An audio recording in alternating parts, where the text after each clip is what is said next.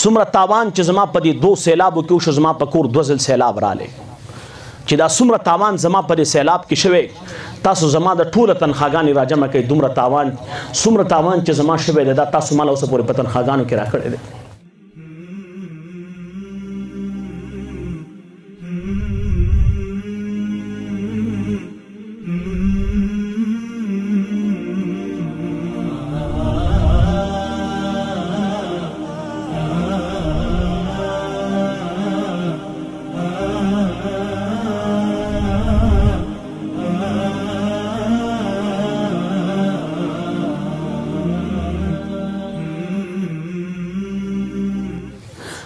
قسم دی په پیسو باندې څوک چې کوم دی د مدرسو خدمتونه نه کوي.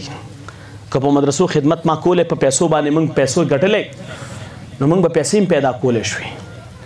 زه په 4,000 روپۍ امامت کوم، په 4,000 روپۍ باندې په 4,000 روپۍ زه امامتي کوم. او زه خپلو مقتدیانو ته وایم څومره تاوان چې زما په دې 2 سیلابو کې وشو، زما په کور 2 ځل سیلاب رالی، چې دا څومره تاوان زما په دې سیلاب کې شوی، تاسو زما د ټوله تنخواګانې راجمع کړئ، دومره تاوان څومره تاوان چې زما شوی دی دا تاسو ماله اوسه پورې په تنخواګانو کې راکړی دی.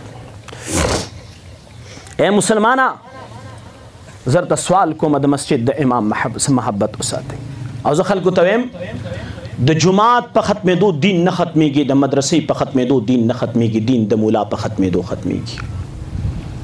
او پیسې موږ او تاسو په جماعت لګو، په مدرسه لګو، خو د مدرسې په استاد او د جماعت په امام پیسې نه لګو.